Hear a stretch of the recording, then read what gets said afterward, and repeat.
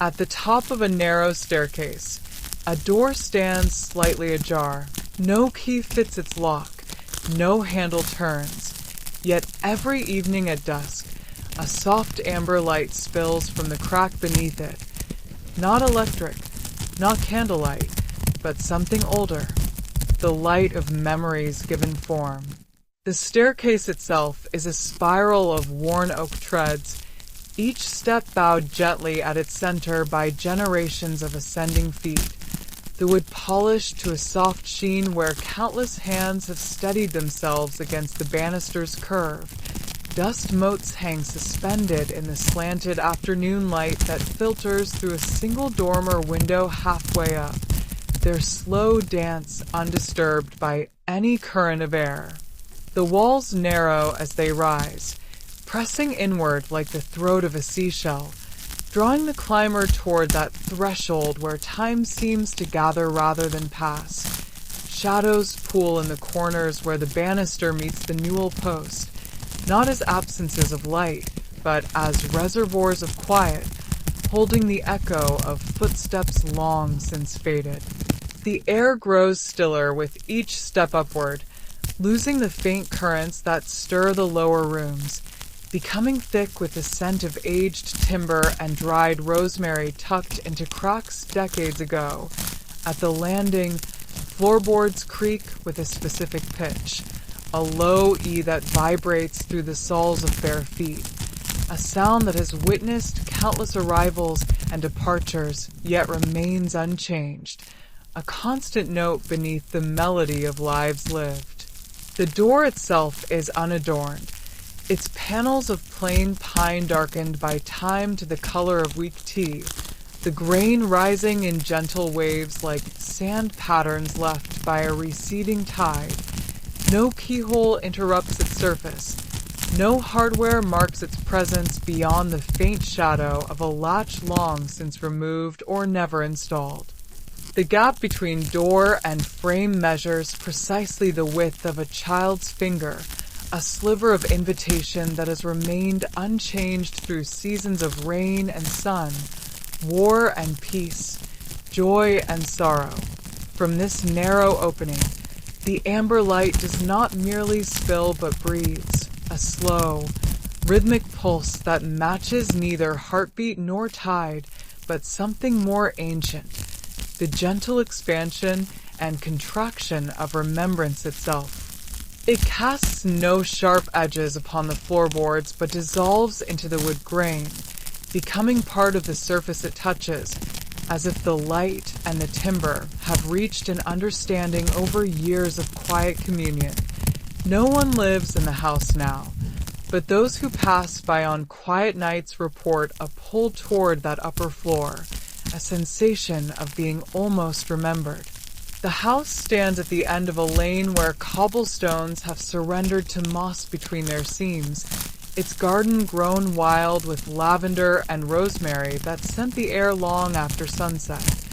Windows reflect the moon not as mirrors, but as pools of still water, absorbing light rather than throwing it back. Those who walk past after dark feel it first in their chest, a subtle pressure behind the sternum, not pain but recognition, as if a name they've forgotten is forming on the tip of their tongue. They pause without intending to, their footsteps slowing as if the air itself has thickened around the threshold.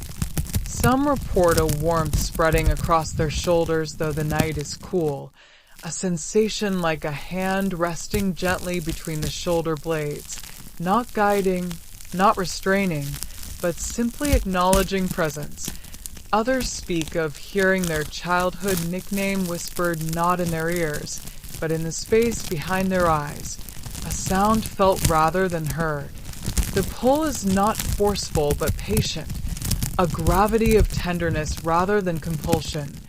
Children passing with parents tug gently at sleeves, asking why the house feels like a hug they almost remember receiving. Dogs pause mid-stride, ears pricked not in alarm but in recognition, tails giving a single slow wag before continuing on. The sensation lingers after they've moved beyond the garden gate. A softness in the chest that takes hours to fade. A quiet certainty that somewhere, something precious has been kept safe on their behalf. The door belonged to a woman who stored not boxes or trunks behind it, but moments she couldn't bear to carry downstairs. The afternoon her daughter took her first steps. The winter morning her husband brought her tea without asking. The silent understanding that passed between them during a thunderstorm when words would have broken the spell. She'd open the door, step inside with the memory cupped gently in her hands, and close it behind her. The attic held what her heart needed to set down. She moved through the house with a quiet certainty of tides following the moon. Her presence felt more in absence than occupation. Mornings found her in the kitchen with flour dusting her wrists like snowfall. Afternoons in the garden with soil beneath her nails and the scent of damp earth rising around her like incense. But as dusk approached, a subtle shift would occur. The way her shoulders softened, the way her gaze turned inward toward horizons only she could see. She'd climb the narrow stairs not with hesitation, but with the reverence of one approaching a sanctuary, her bare feet making no sound on the worn treads.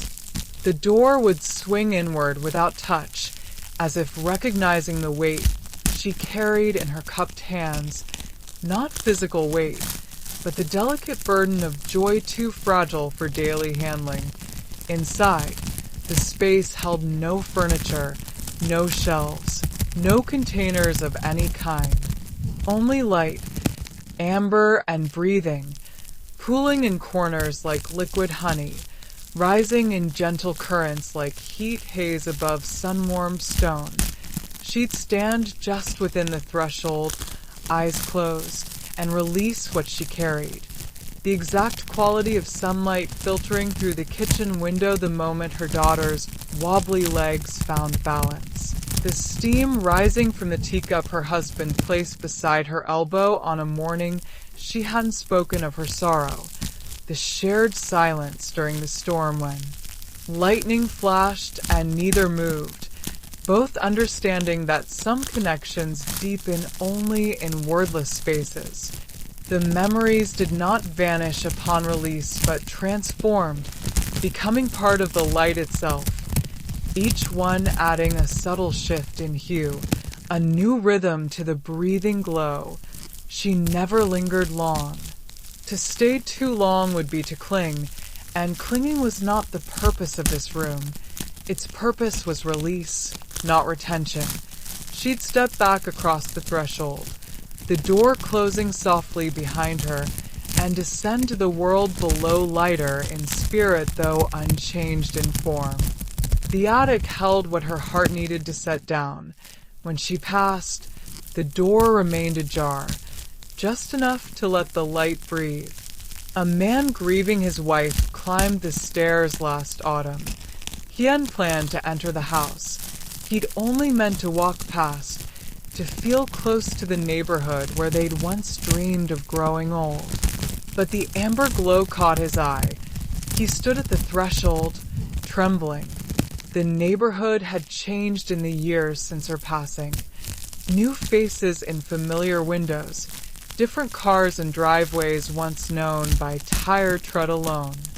Yet this house remained, its garden wilder now, its paint faded to the soft gray of weathered stone, but its essence unchanged. He'd walked this lane countless times during their courtship, her hand in his, speaking of futures that now existed only in memory. That evening, grief had driven him from his empty apartment, his feet carrying him without conscious direction until he stood before the garden gate, its ironwork tangled with ivy that had not been there before. He'd meant only to stand for a moment, to breathe air that once held their laughter. But as dusk deepened, the amber light began its slow pulse beneath the attic door, visible even from the street. A beacon not of welcome but of witness, something in his chest loosened, a knot he'd carried for months beginning to unravel without his permission. He found himself at the foot of the staircase before he'd consciously decided to enter, drawn upward as moths are drawn to flame. Not by desire, but by necessity. Each step upward felt like shedding a layer of the world below. The noise of traffic faded. The chill of evening air softened. The weight in his chest began to shift from crushing to bearable. At the landing, he stopped, breath catching in his throat. The light spilled across his shoes, warm against his skin though no heat radiated from it. He didn't open the door wider. He simply knelt and pressed his palm against the wood. Warmth spread up his arm, not heat, but recognition, and in that moment, he didn't see her face or hear her voice. He felt the weight of her head resting against his shoulder on a train ride years ago, the quiet contentment of that ordinary hour. The memory hadn't vanished. It had been kept safe here. The wood beneath his palm was not merely timber, but a threshold between worlds, its grain holding the imprint of every hand that had ever sought solace here. The warmth traveled not through his skin, but through his bones, a resonance rather than a temperature, humming at a frequency that matched the vibration of love itself. His eyes remained dry, though his chest ached with a sweetness that bordered on pain, the particular agony of beauty remembered. He did not see her smile or hear her laughter. Those sensory details had long since faded with time's gentle erosion. What returned was the essence beneath the details, the exact pressure of her temple against his collarbone as the train rocked gently northward, the way her breathing had synchronized with his after 20 minutes of shared silence, the unspoken understanding that this ordinary moment, this commute between cities, was itself a destination worth savoring. The memory had not been lost to time or grief. It had been carried here, placed gently within this room of light by hands he would never know, kept safe until he was ready to feel its weight again without breaking beneath it. He rose slowly, tears drying on his cheeks. The glow softened, but didn't fade. Some doors aren't meant to be opened. They exist only to remind us. What we've loved remains somewhere, tended, honored, waiting not to be reclaimed, but to be acknowledged. And that is enough. The man descended the stairs without looking back, his footsteps lighter though his sorrow remained. Outside, the night air felt different against his skin, not colder or warmer, but more permeable, as if the boundary between himself and the world had grown more porous, more forgiving. He walked home beneath stars that seemed to pulse with the same rhythm as the amber light, carrying not the memory itself, but the certainty of its safekeeping. In the weeks that followed, he found himself able to speak her name without the sharp intake of breath that had accompanied it for months. He began watering the plants on his windowsill again, noticing how the morning light caught the dew on their leaves. He did not forget her. That would have been a betrayal, but he learned to carry her differently, not as a weight that bent his spine, but as a presence that walked beside him. The door remained ajar through winter storms and spring rains, its light pulsing gently each evening for anyone who might need to remember that love does not vanish with departure. It transforms. It finds vessels. It waits in quiet rooms at the top of narrow staircases for trembling hands to press against wood and receive, not answers, but acknowledgment that what was loved continues to exist somewhere, tended by hands we cannot see, honored in spaces we cannot enter, waiting not to be reclaimed but simply, gently acknowledged. And in that acknowledgement, we find the strength to continue. We find the courage to carry our own memories with lighter hands. We find that absence is not emptiness, but a different form of presence. Only the quiet certainty that what we have loved remains, tended and honored, in the amber light between heartbeats.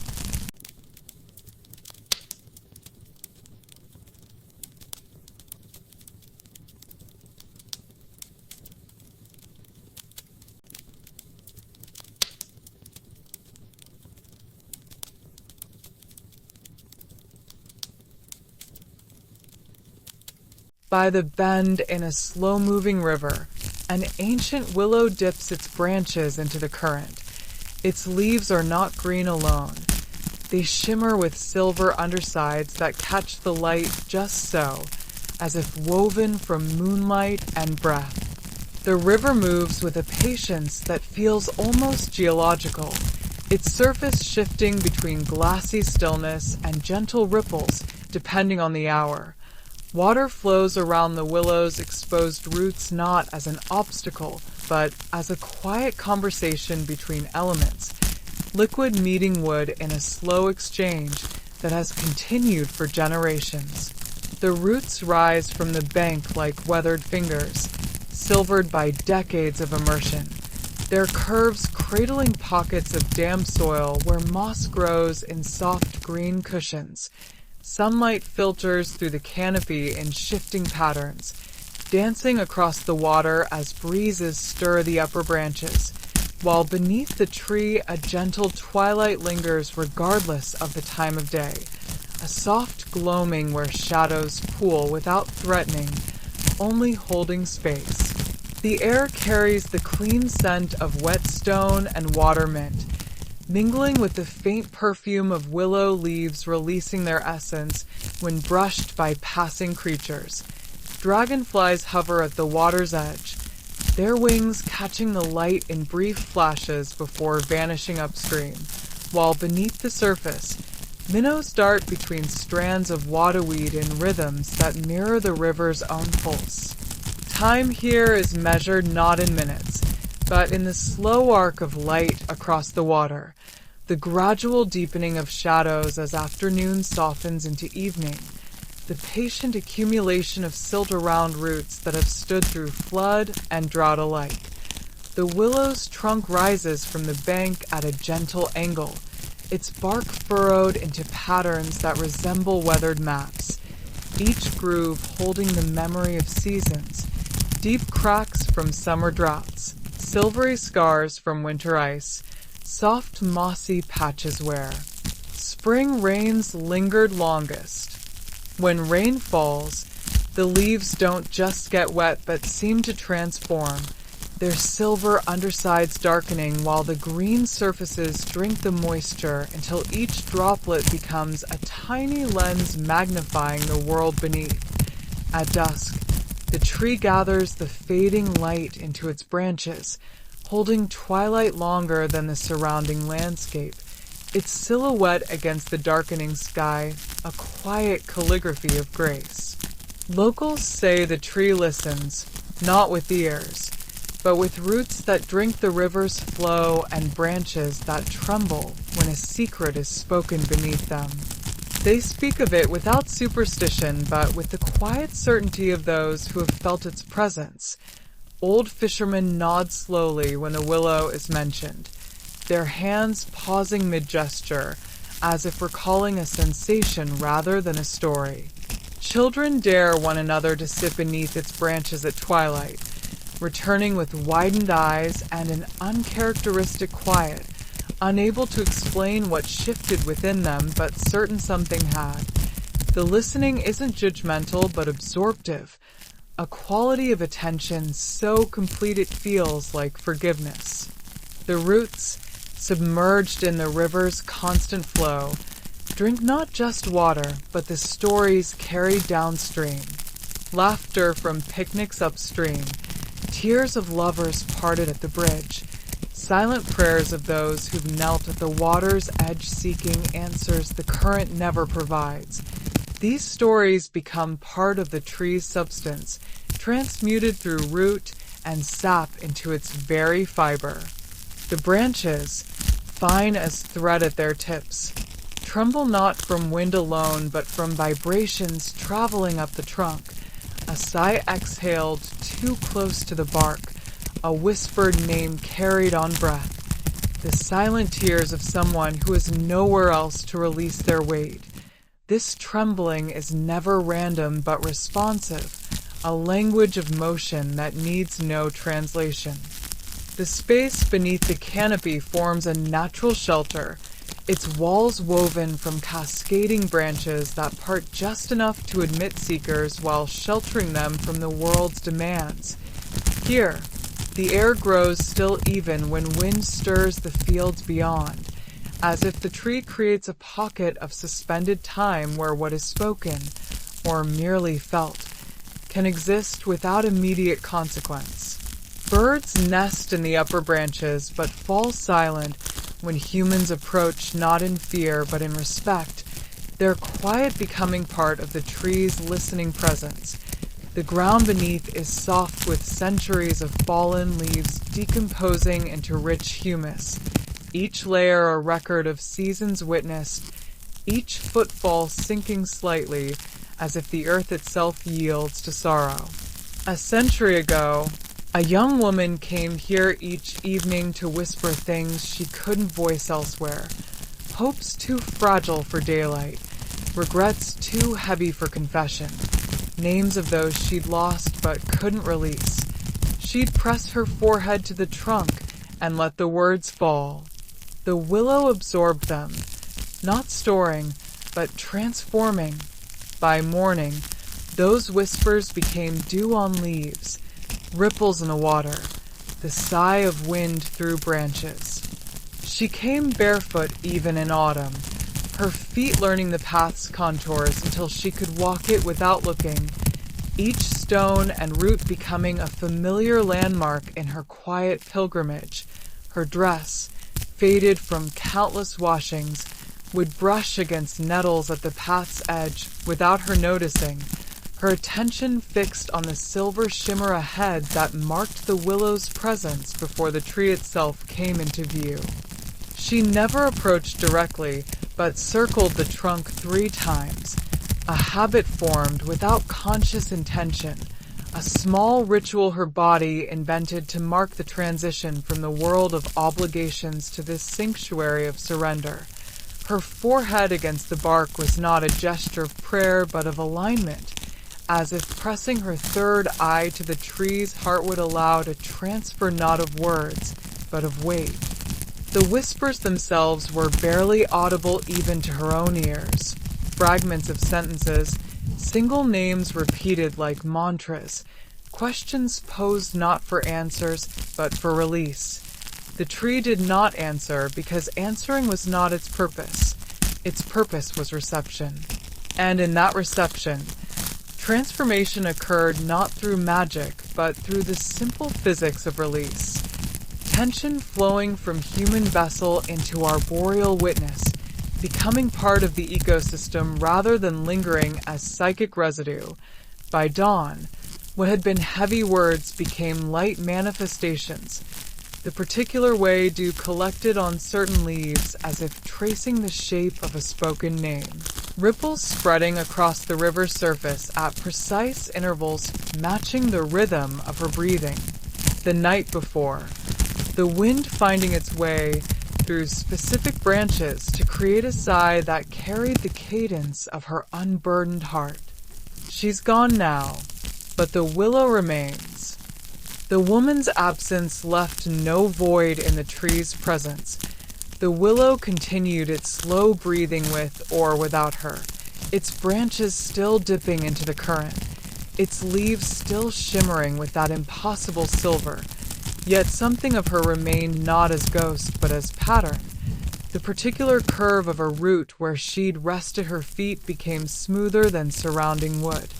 The patch of moss where she'd knelt grew denser, greener, as if nourished by the salt of her tears. The tree did not mourn her departure, but honored her passage by continuing its work of reception. ready for the next soul who would find their way to its roots when the weight of living became too heavy to carry alone. Seasons turned without ceremony, spring floods swelling the river until the lower branches floated like green islands, summer heat baking the bank until the soil cracked in delicate patterns around the roots, autumn winds stripping leaves that spiraled down to join the river's journey, winter ice encasing lower branches in crystal sheaths that shattered with the first thaw. Through it all, the willow stood, its listening unchanged, its offering undiminished. The path to its trunk grew fainter with disuse, yet never vanished completely, as if the earth itself remembered the imprint of her footsteps and preserved them for future seekers. Birds continued their nesting cycles in the upper branches, their fledglings learning to fly through curtains of leaves that had witnessed countless departures and returns. The river flowed on, carrying new stories downstream to be absorbed by roots that remembered every secret ever entrusted to them. Time layered upon time like sediment on the riverbed, centuries of whispers becoming part of the tree's substance, not as memories to be recalled, but as wisdom to be embodied. The willow did not grow wiser with age, but more porous, its boundaries between self and world softening until it became less a single organism and more a threshold, a place where human sorrow could pass into natural cycles without shame or resistance. Its listening deepened not in complexity but in simplicity, until the distinction between listener and landscape dissolved completely. The tree became the bend in the river, the silver undersides of leaves, the sigh of wind through branches, all of it one continuous act of reception. And in that unity, it waited, not with anticipation but with readiness, not for any particular soul, but for whichever soul might next need to release what they could no longer carry. A teenager sat beneath it last spring, phone clutched tight, thumb hovering over a message she couldn't send to her mother. "I'm not okay," she typed.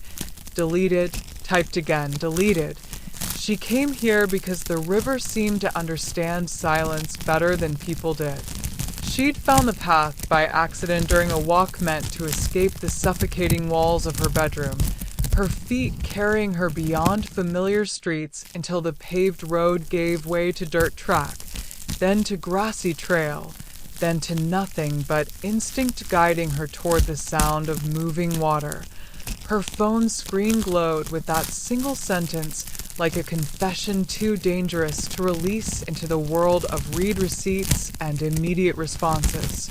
The weight of those 3 words had grown heavier with each deletion until her thumb ached from the repetitive motion of typing and erasing, the screen smudged with the salt of tears she refused to acknowledge. She tried speaking the words aloud in her room, but they'd caught in her throat like burrs, transforming into sighs that carried no meaning beyond fatigue. Here, beneath the willow's canopy, the pressure in her chest began to shift, not lifting but changing texture, becoming something she could hold without breaking. She didn't speak aloud. She simply leaned against the trunk and cried. The crying was not dramatic but quiet, the kind that comes from deep reservoirs long dammed, the slow leak of tears that had been held back through school days and family dinners and nights lying awake while pretending to sleep. Her shoulders shook with the effort of silence, her breath catching in rhythms that matched the river's gentle pulse. She pressed her cheek against the bark, feeling its rough texture against her skin, and in that contact something loosened. Not a solution, but a release of the need for immediate solution. The willow responded not with words, but with motion. A single branch lowered until its tip brushed her shoulder. Once, gently, leaves trembled though no wind blew, and in that touch, she felt permission. to be unfinished, to be afraid, to not have answers. She didn't send the message that night, but the next morning, she made tea for her mother and sat with her in silence. That was enough. The branch's movement was not supernatural, but deeply natural. The slow relaxation of tension in wood fibers responding to the warmth of a human body pressed against the trunk, a physical echo of the emotional release occurring within the girl. Yet in that moment, the distinction between mechanism and meaning dissolved. Whether physics or grace, the touch arrived precisely when needed, carrying the weight of acknowledgment without demanding response. The trembling leaves created a soft percussion against one another, a rhythm that matched neither wind nor water, but the slowing cadence of her breathing as sobs subsided into shuddering breaths, then into stillness. In that stillness, something shifted, not the circumstances of her life, but her relationship to them. The unspoken words did not vanish, but transformed, becoming part of the space between her and her mother, a presence rather than an absence. The next morning's tea was not a solution but a bridge, the steam rising between them carrying what words could not, the shared silence becoming a vessel rather than a barrier.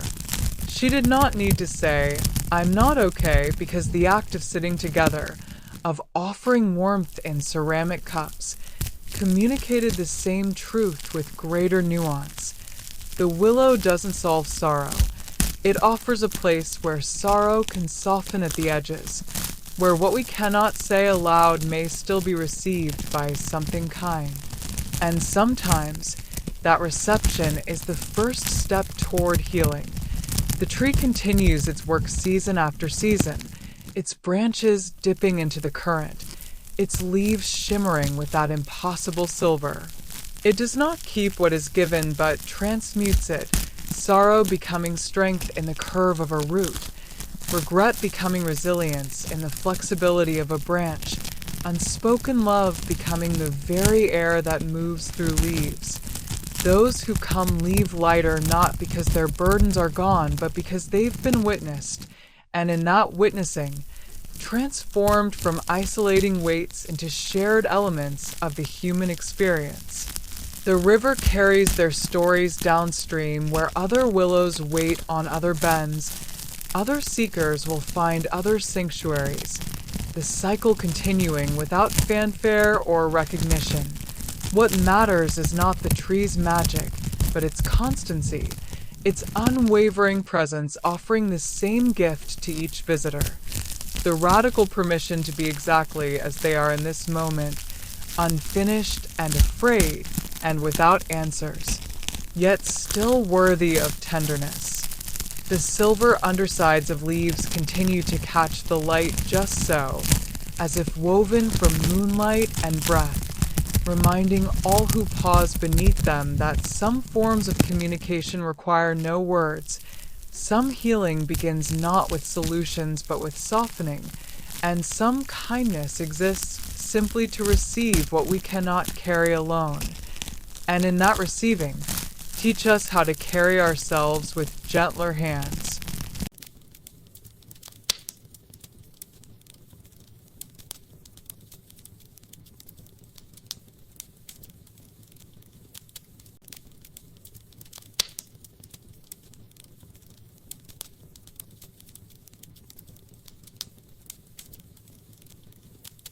On a wraparound porch overlooking empty fields, a wooden swing hangs from thick ropes.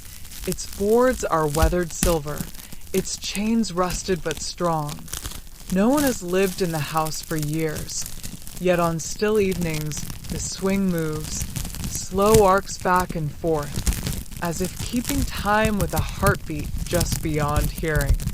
The porch itself wraps around two sides of the house like a gentle embrace, its floorboards silvered by decades of sun and rain, each plank slightly warped from seasonal swelling and contraction. Gaps between the boards have widened over time, allowing blades of stubborn grass to push upward from below, their green tips trembling in the slightest breeze. The fields beyond stretch uninterrupted to the horizon, a sea of goldenrod and wild grasses that ripple in slow waves when the wind rises, carrying the dry rustle of seed heads and the faint scent of earth after rain. At dusk, the light softens to honey, gilding the tips of swaying grasses while shadows pool in the hollows between gentle rises in the land. Crickets begin their evening song not as a chorus, but as individual voices finding one another in the gathering dark, their chirps measuring time in increments too small for human clocks. The swing hangs from thick hemp ropes looped over a ceiling beam worn smooth by years of motion, the fibers darkened by rain and bleached by sun into a mottled gray-brown that holds the memory of every hand that ever grasped them. Its seat consists of 5 wide pine boards, their surfaces planed smooth not by tools, but by the patient friction of countless evenings spent in quiet companionship, the wood grain rising in gentle waves like the surface of a calm lake. Rust has claimed the iron chains that connect ropes to wood, but the corrosion has not weakened them. Instead, it has fused metal to fiber in a slow alchemy of time, creating a bond stronger than either element alone. The movement begins without warning as daylight fades, a slow backward arc as if drawn by an invisible hand, then the gentle forward glide, each cycle lasting precisely the span of a deep, unhurried breath. No breeze stirs the evening air. The fields lie perfectly still, yet the swing continues its rhythm, a metronome marking time for memories rather than music. Dust motes caught in the last slanted rays of sun rise and fall within the swing's path, their dance synchronized with its motion as if participating in a ritual too ancient for words.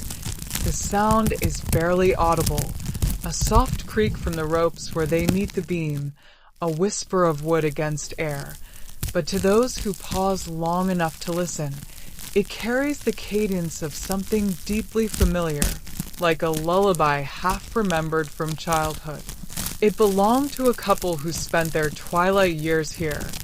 He'd push her gently, she'd laugh softly, and they'd watch swallows stitch the sky until stars appeared. They never spoke much during these moments. They didn't need to. The rhythm of the swing held their conversations, gratitude for another day, tenderness for shared silence, the unspoken promise that they'd do this again tomorrow. Their hands were mapped with veins like rivers on old charts, fingers gnarled by years of garden work and mending, yet when his palms pressed against the small of her back to set the swing in motion, the touch remained featherlight, calibrated by decades of practice to impart just enough momentum to carry her forward without disturbing her peace. She'd leaned back into the motion, head tilted slightly to watch swallows carve precise arcs against the violet sky, their wings catching the last, light in flashes of iridescent blue.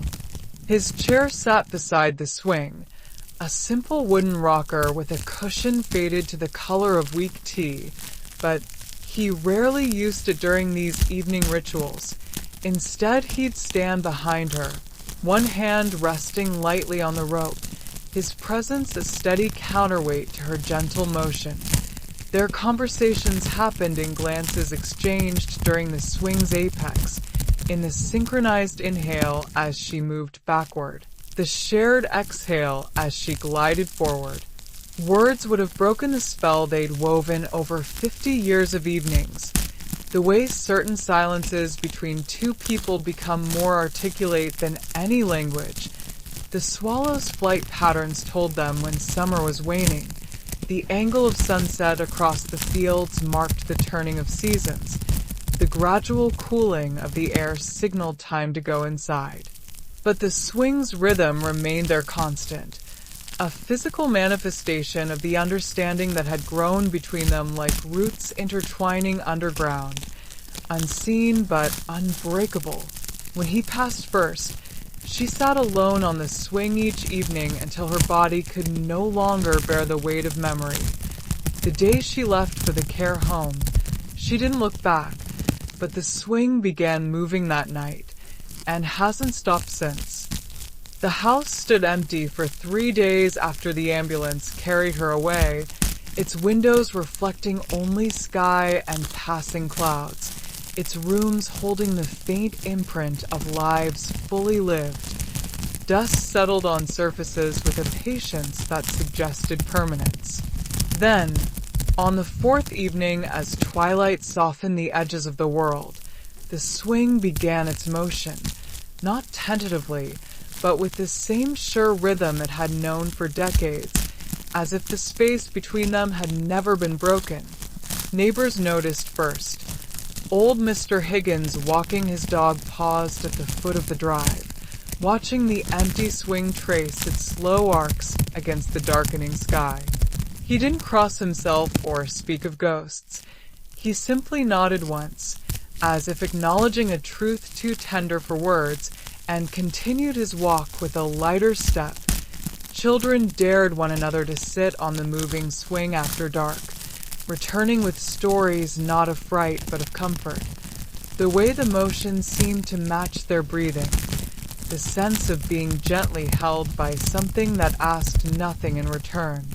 The swing became a quiet landmark in the town's emotional geography, a place people found themselves drawn to during moments of transition or sorrow, though none could explain why. Its movement never varied with weather or season. On windless nights it swayed with the same gentle persistence as during summer storms when rain fell in diagonal sheets and thunder rolled across the fields. The ropes showed nowhere from this perpetual motion.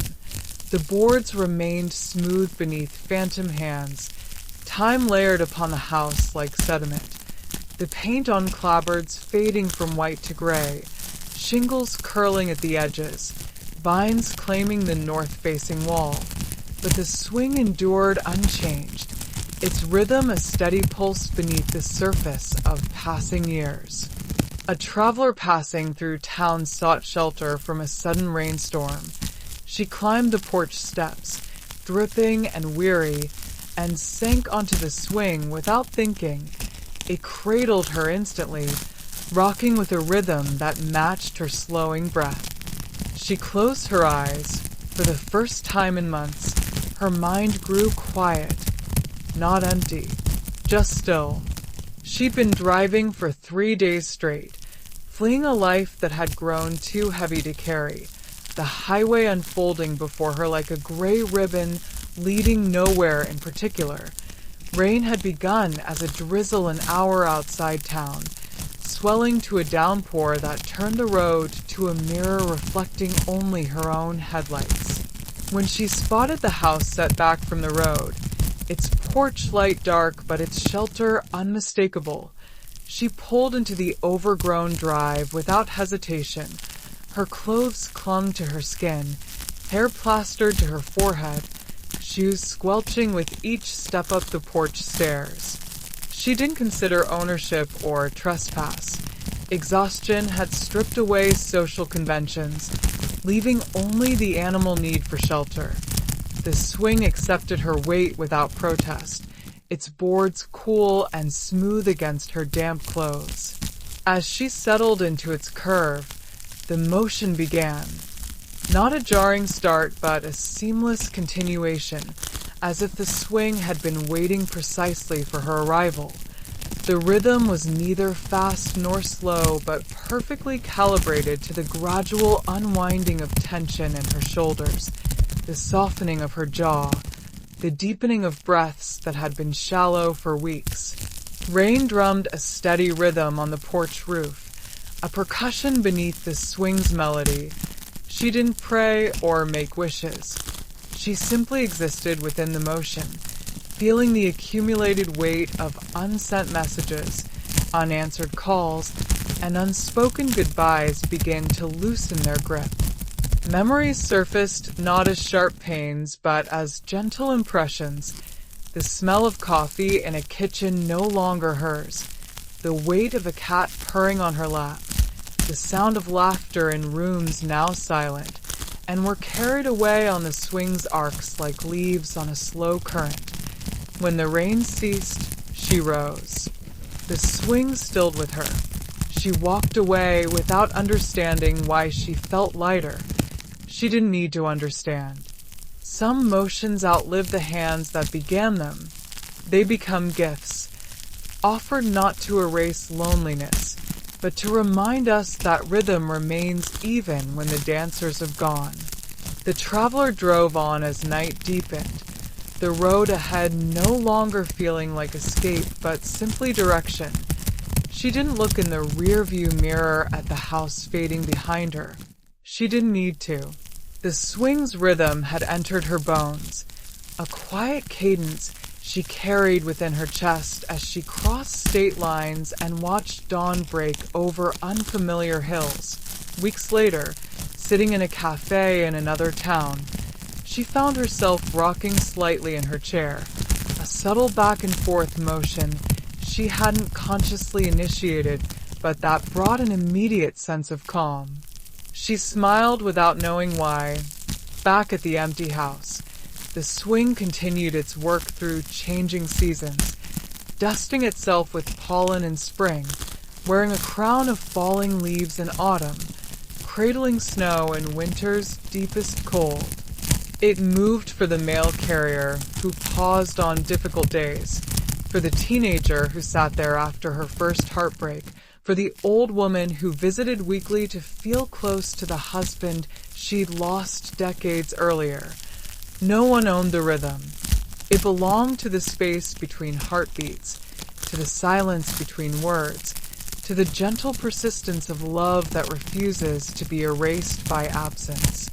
The fields beyond the porch remained empty of houses, but full of life rabbits darting through grasses at dawn, foxes padding silently at dusk, stars wheeling overhead in their ancient patterns, and through it all, the swing kept time with something just beyond hearing, a heartbeat not of one person or two, but of connection itself, the understanding that some motions are too precious to end, too necessary to vanish, and so they continue, offered freely to any weary soul who finds their way to.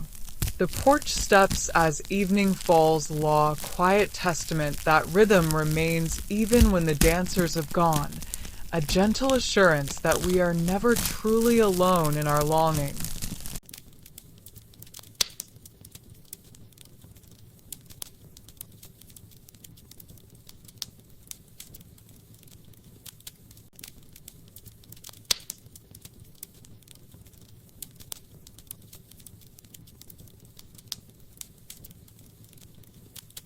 Beyond the last street lamp, a meadow slopes toward the river. By day, it's ordinary grass and wildflowers, but after midnight, when the moon hangs low, the field glows, not with fireflies or phosphorescence, but with something closer to memory-given light. A soft radiance rises from the earth itself, pooling in the dips between hills like spilled milk, like breath made visible. The street lamp stands as a sentinel at the edge of human order, its orange halo fading after 20 paces into the velvet dark that belongs to the land itself. Beyond its reach, the world softens. The sharp edges of pavement surrender to the gentle undulation of earth, the hum of distant traffic dissolving into the whisper of wind through tall grasses. By day, the meadow wears the humble cloak of practicality, queen ends lace nodding beside purple clover, dandelions gone to seed like tiny parachutes waiting for breath to carry them onward, blades of timothy grass bowing under the weight of morning dew. Butterflies drift between blossoms with the unhurried grace of thoughts forming, while bees move with purposeful industry. Their legs dusted gold with pollen gathered from 1,000 tiny cups of nectar. The river beyond moves with a quiet constancy, its surface catching sunlight in flashes that waver like scattered coins before sinking back into the current's embrace. But daylight reveals only the surface truth of this place. The deeper truth waits for darkness to unveil it.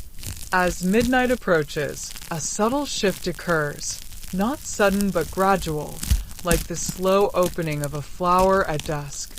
The moon, hanging low and heavy as a pearl in black velvet, casts its silver not downward but upward, as if the earth itself answers its call.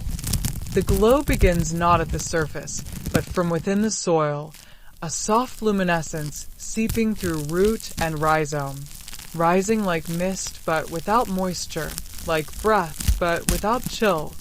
It pools in the hollows between gentle rises in the land, gathering in those natural cradles where rainwater collects after storms, where children once rolled laughing down sun-warmed slopes. The light has no source one can point to.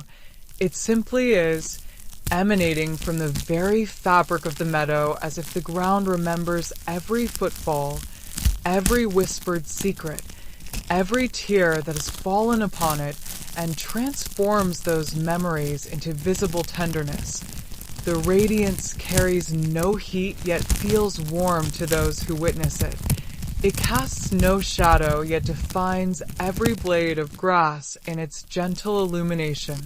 Stars above seem to double their number in this reflected light, as if the meadow has learned to hold sky within its embrace, creating a bridge between heaven and earth woven from remembrance itself.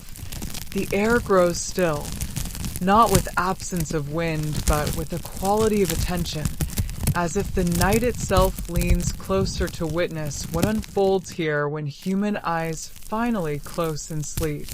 Older residents call it the blanket of starlight. They say it appears only for those carrying a quiet grief, not sharp or sudden, but the kind that settles in the bones after years, the kind that doesn't scream, but hums beneath everything. They speak of it not as superstition, but as weather, something to be acknowledged like frost on autumn mornings or the particular quality of light before a storm. Mrs. Gable, who has lived in the cottage at the lane's end for 73 years, describes it as the land remembering how to hold what we've let go. She doesn't claim to understand its mechanics. She simply knows it appears when needed, vanishes when its work is done. The town librarian keeps a small archive of accounts, not ghost stories, but quiet testimonies. The widower who sat in the glow for 3 consecutive nights after his wife's passing and woke each dawn with the scent of her lavender soap lingering on his sleeves. The young man who came after his father's funeral and found himself humming a lullaby his father had sung decades earlier, a melody he hadn't recalled since childhood. The mother who lost her son to distant wars and felt, in that light, the weight of his head resting against her shoulder as it had when he was small and afraid of thunder. These visitations share a common thread, not resolution, but recognition. The meadow does not promise healing or offer explanations. It simply provides a space where grief can be held without judgment, where sorrow can exist without demanding transformation. The glow responds not to volume of pain, but to its quality, the deep, settled ache of love continuing beyond separation, the quiet hum of absence that has become part of one's inner landscape.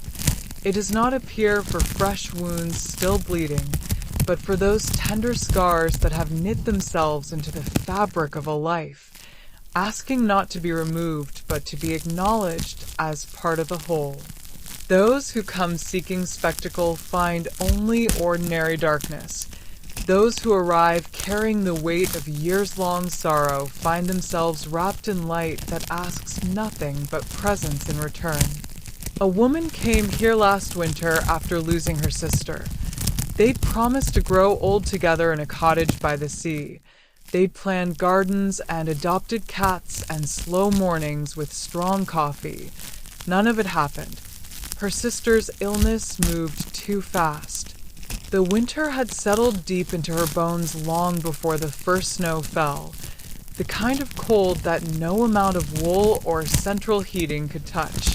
Her apartment, once filled with the echo of shared laughter and the clutter of two lives intertwined, had become a museum of absence.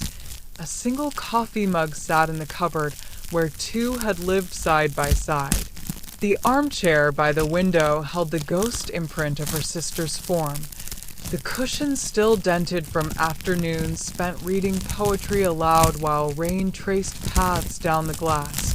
She tried the expected remedies, therapy sessions where she counted ceiling tiles while speaking of loss, support groups where well-meaning strangers offered platitudes that dissolved like sugar in cold tea. Long walks through city parks where every couple holding hands felt like an accusation. Nothing reached the deep cold that had taken root beneath her ribs, the future they'd woven together.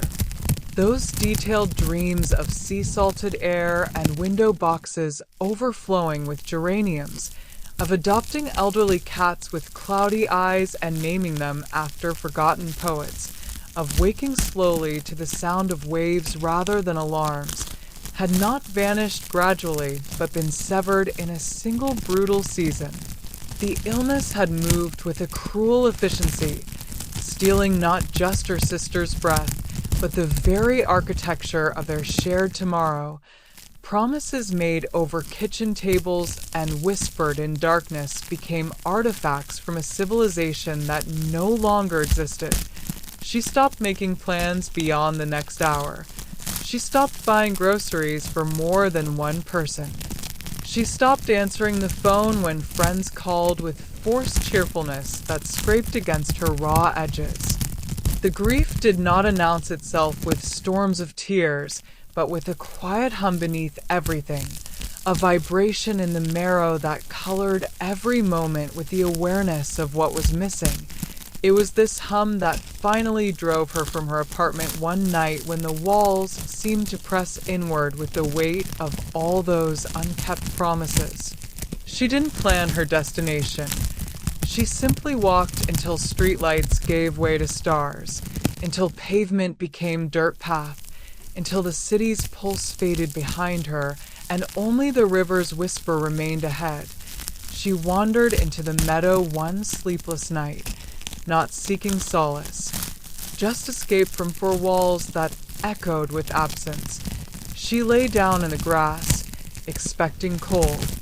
Instead, warmth rose from the earth. The glow gathered around her like a shroud, not heavy but tender. And in that light, she didn't see her sister's face. She felt the weight of her sister's hand in hers during a childhood thunderstorm, the certainty that they would face everything together. The grass beneath her was not frozen as she'd anticipated, but carried a gentle warmth, as if the earth itself had been holding sunlight deep in its core all winter long, saving it for this precise moment. She sank into the softness without hesitation, the blades parting to cradle her form as if she belonged there. Above, the moon hung like a pearl suspended in black velvet, but she barely noticed it. The true light came from below, rising through soil and root to wrap around her limbs with the tenderness of a mother's hands.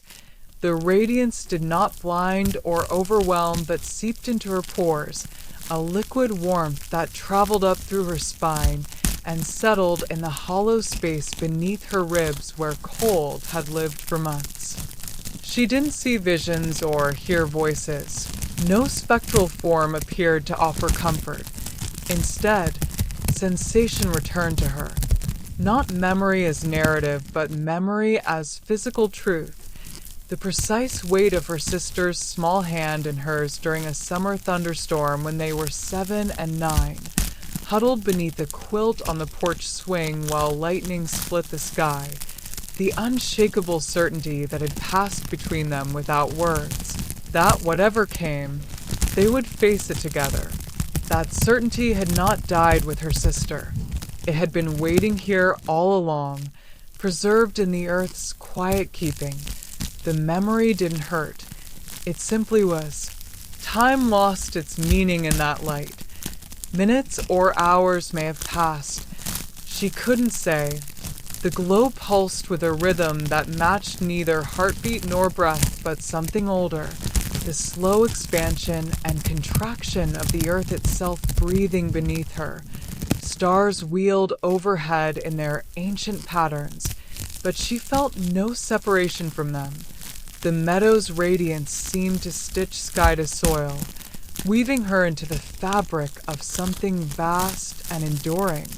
The cold that had lived in her chest for months did not vanish, but transformed, becoming not absence, but presence, the presence of love that continues beyond the body that carried it. She felt no urge to speak, to pray, to make promises to the universe. She simply existed within the light, allowing it to hold what she could no longer carry alone. When the eastern horizon began to soften from black to deep indigo, the glow responded not with sudden disappearance, but with gradual surrender, receding slowly like tide withdrawing from shore, leaving behind not emptiness, but the memory of its touch. She stayed until dawn painted the sky. When she rose, the glow faded behind her, but the warmth remained in her chest. She walked back toward the waking town as the sun breached the horizon, painting the river in shades of rose and gold. Her steps felt different, not lighter exactly, but more grounded, as if she carried her sorrow not as a burden to be shed, but as a companion to be walked with. The ember in her chest did not burn away the grief, but warmed it, transforming its quality from sharp-edged absence to integrated presence. She didn't return to the meadow again.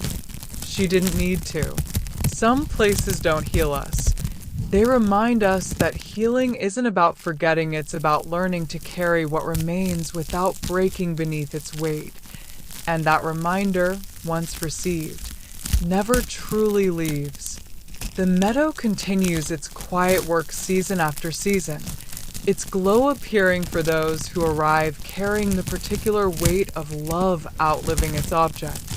It does not discriminate by age or circumstance, only by the quality of sorrow carried. A teenager mourning a friendship ended not by anger, but by distance finds the light waiting. An old man visiting the grave of his wife of 60 years feels its warmth rise to meet him. The glow asks nothing in return, no prayers, no promises, no transformation. It simply offers what the earth has always offered, a place to rest, a space to be held, a reminder that we are part of something larger than our individual joys and sorrows. The woman returned to her apartment that morning and did not immediately redecorate or force herself to move on. She simply made tea for one and sat by the window watching sparrows argue over crumbs. But something had shifted in the quality of her solitude. It was no longer empty, but inhabited by a quiet companionship. Weeks later, she adopted a single cat from the shelter, an elderly tabby with cloudy eyes whom she named Neruda. She began sketching plans for a small balcony garden, not with the frantic energy of someone trying to fill a void, but with the gentle attention of someone tending what remains. She still missed her sister with a physical ache some days, but the ache no longer threatened to break her. It had become part of her landscape, like the river beyond the meadow, sometimes turbulent, sometimes calm, but always flowing, always present. The meadow's gift was not the erasure of loss, but the revelation that love does not end with departure, it transforms, becoming atmosphere rather than object, presence rather than person, and in that transformation, we find the strength to continue not despite our grief, but carrying it gently, like a stone smoothed by river water, its edges softened by time and tenderness dash.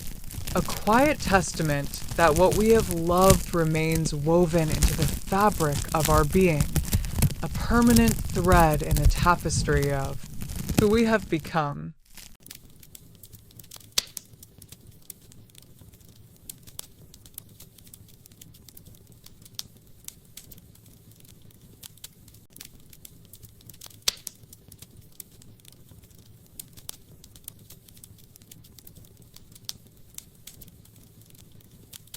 In the back room of a closed tea room, a ceramic teapot sits on a shelf.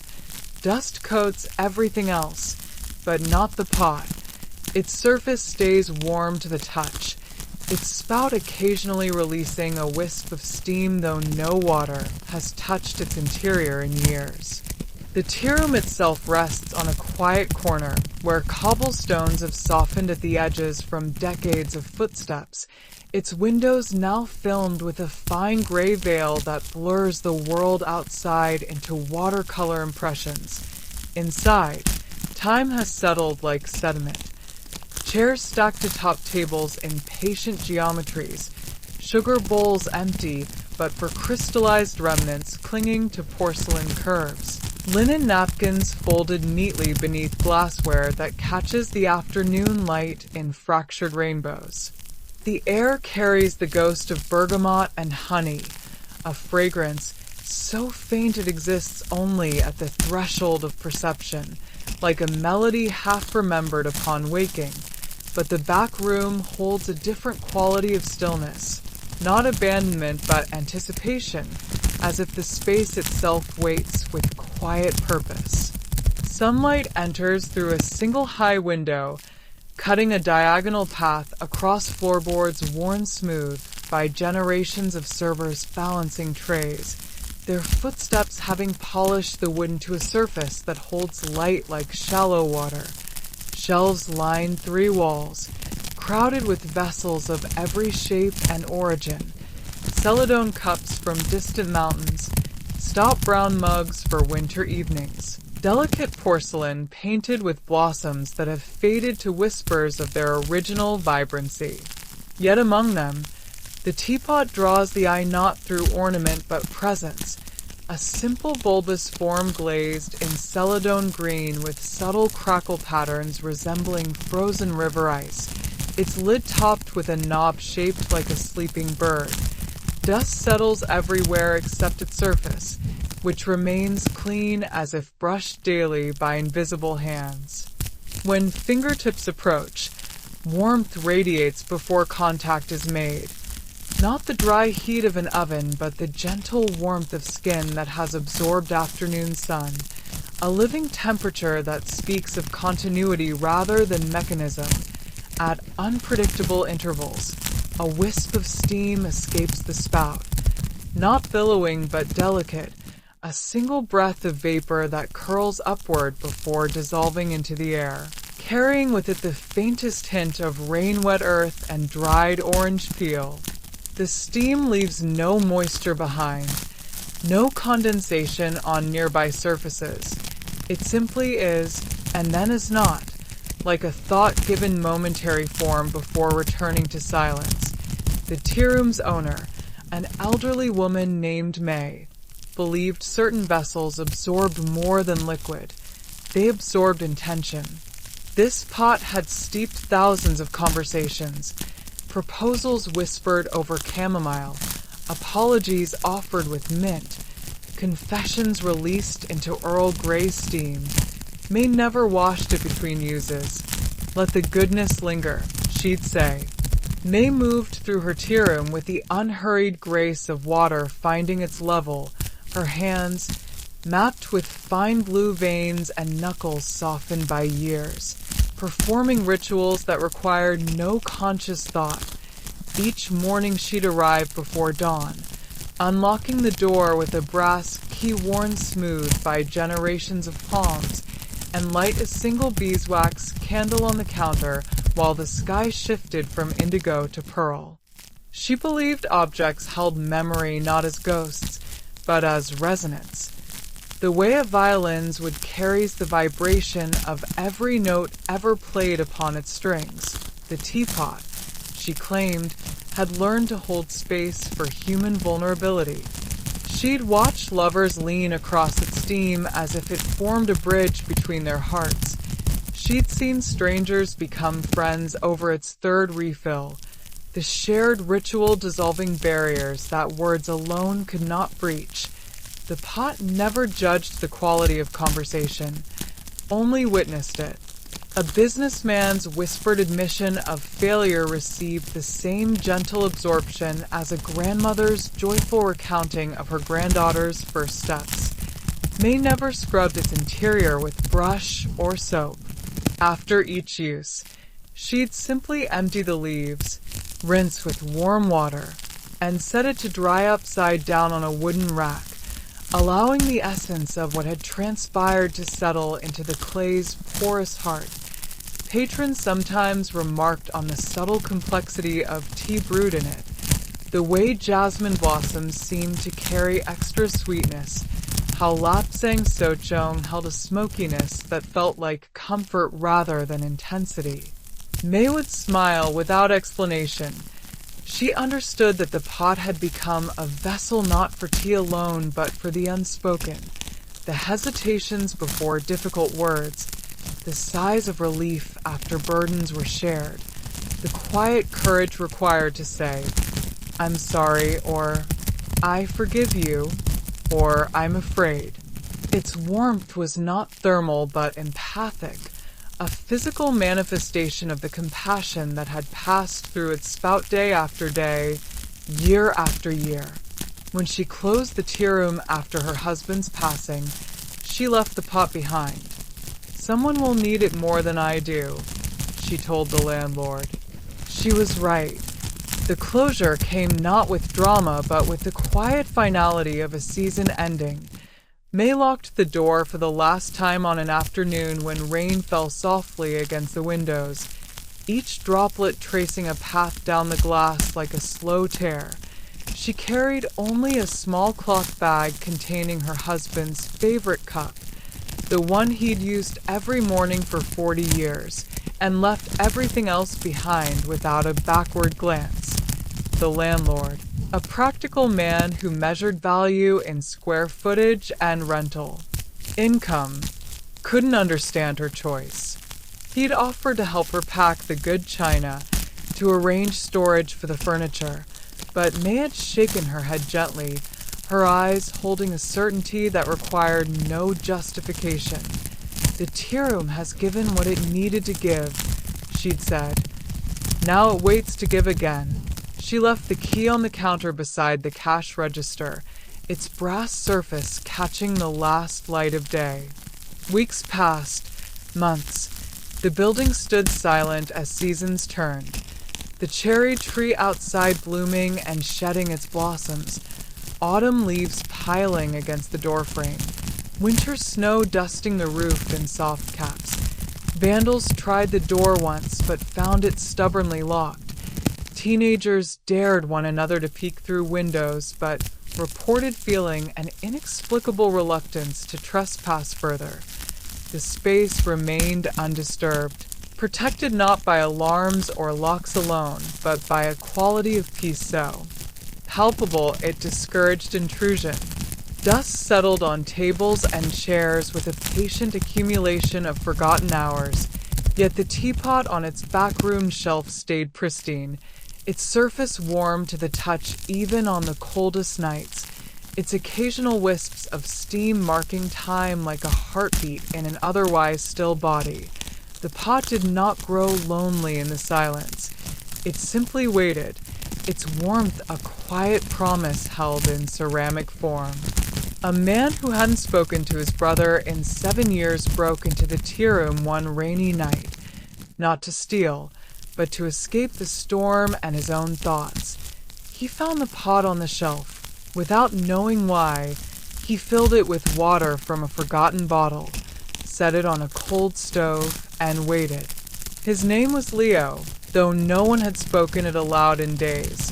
The argument with his brother had begun over something trivial, a misremembered date, a perceived slight magnified by pride, but had calcified over years into a wall neither knew how to scale. 7 birthdays unacknowledged, 3 family funerals attended separately, holidays spent in separate cities with separate families who'd learned not to ask about the absent brother. Leo had driven that night with no destination in mind, rain, slashing against his windshield until visibility narrowed to the circle of his headlights. When he spotted the tea room's darkened windows, something in his chest loosened. Not hope but exhaustion, the simple need for shelter from both storm and self. The back door yielded to his shoulder not with a splintering crack but a soft sigh of surrender, as if the building itself had been waiting for this particular visitor. Inside, water dripped from his coat onto floorboards that accepted the offering without complaint. He moved through the main room like a ghost, his footsteps silent on dust-coated wood, until a faint warmth drew him toward the back room. There, on its shelf, the teapot seemed to pulse with a gentle light. Not visible light, but a radiance felt in the bones. He reached for it without conscious decision, his cold hands meeting its warmth with a shock that traveled up his arms like recognition. On a shelf beneath the stove, he found a dusty bottle of spring water, its label faded but the liquid within clear. He filled the pot, its weight familiar in his hands as if he'd performed this ritual countless times before. The stove's burner clicked but produced no flame. Gas shut off months ago. Yet as he set the pot upon the cold iron ring, steam began to rise immediately, not from boiling but from some deeper source, curling in spirals that caught the faint moonlight filtering through the high window. The water boiled. Steam rose, not from heat alone, but from something deeper. The steam carried no scent of tea leaves, yet Leo felt the presence of countless conversations steeped within it. The nervous energy of first dates, the quiet reconciliation of old friends, the tearful confessions of strangers who'd found unexpected solace in this room. He watched the vapor rise and felt something shift behind his ribs, not a dramatic breaking but a softening, like ice melting at the edges of a frozen lake. The tight knot of pride that had bound him for 7 years, the certainty that he was right, that his brother should apologize first, that dignity required holding the line, began to loosen its grip. He wasn't flooded with memories or visions. No ghostly voice whispered wisdom. Instead, he simply remembered his brother's laugh, the way it started as a snort before unfolding into full-bodied joy during their childhood summers building forts in the woods. He remembered how his brother had held his hand at their father's funeral when they were 16 and 22. Neither speaking, but both understanding that some griefs need no words. The steam curled around his wrists like gentle hands, not pushing but inviting. He took out his phone, typed a message. "I was wrong. I miss you." He almost deleted it, but the steam curled around his wrist like a gentle hand, and he pressed send. The phone screen glowed in the darkness, the sent icon appearing with a soft chime that seemed to harmonize with the room's quiet hum. Leo didn't wait for a reply. He didn't need to. The act itself had been the healing. He sat with the teapot until the steam subsided, until the warmth in his chest settled into something steady and enduring. When he finally rose to leave, rain had ceased and moonlight poured through the windows in silver pools. He stepped back into the world lighter, not because his burden had vanished, but because he'd finally set down the heaviest part of it, the need to be right.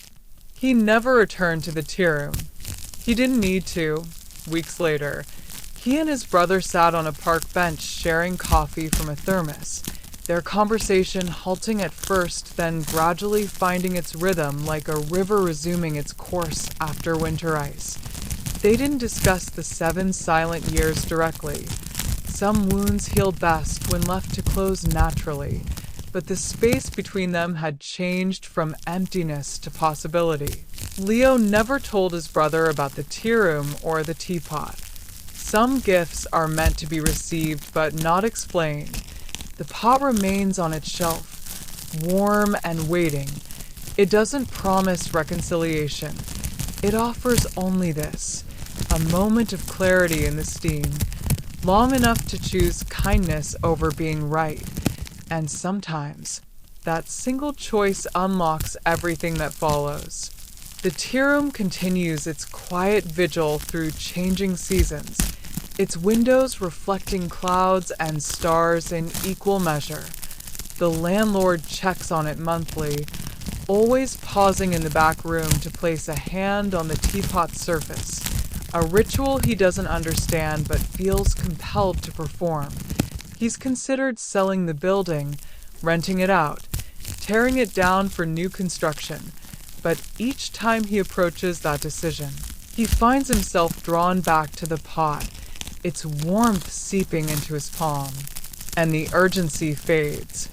Other visitors have come since Leo, not many, but enough. A woman on the verge of leaving her marriage sat with the pot for an hour and chose instead to book couples counseling. A teenager trembling with the weight of a secret he couldn't voice to his parents found courage in the steam to speak his truth. The pot asks nothing of its visitors. It doesn't demand transformation or promise miracles. It simply offers a space where the heart can soften enough to make one different choice, one act of courage, one gesture of forgiveness, one moment of vulnerability that ripples outward into lives transformed. It holds no magic beyond the magic we carry within ourselves, waiting for the right conditions to bloom, and in that steam, rising without fire, warm without source, something ancient and necessary continues its work, reminding us that connection remains possible even after long silences, that pride can soften into grace, that a single choice made in clarity can unlock everything that follows. A quiet testament that kindness, once chosen, becomes its own kind of warmth that never truly fades.